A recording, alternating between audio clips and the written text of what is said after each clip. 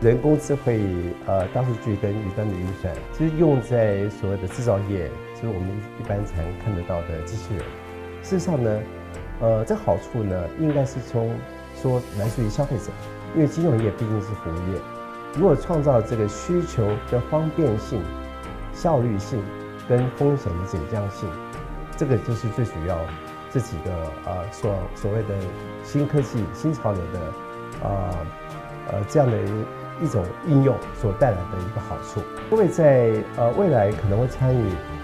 所谓的金融理财的服务。那金融理财服务呢，如果说今天我们有一个所谓的机器人这样的人工智慧自我学习的方式，能告诉你在瞬息万变的这种市场里面，比如说每天发生的国际市场的大事，那它会影响到外汇市场有哪些？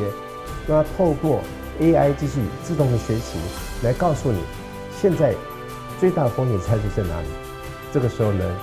你就比较容易知道如何在理财方面趋凶避吉。那这个也是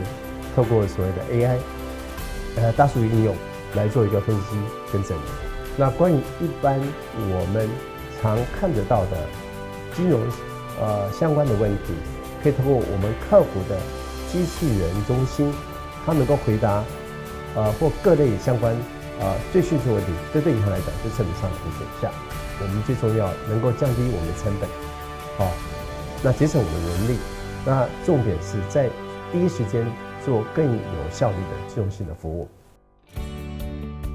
徐教授开的人工智慧、大数据跟云端运算应用到工业就是所谓的机器人。那在就业的部分，诚如我在之前所提到的，如何去创造一个比较成本节省、有效率，还有最佳的客群服务的一个方式这个就是我们的一个应用面。既有我们的学分班，也让我们的同学们去了解到，在不同其他产业应用，到底在这个产业所扮演的角色跟趋势是什么。如果说有这样的一个方式提供给我们的同学，对不只是单纯就自己本身产业了解，也可以跨产业了解，可以帮助大家做一个投资决策的判断。那我想也鼓励同学能够来参加由圣约翰大学所开的ABC 硕士的一个学分班。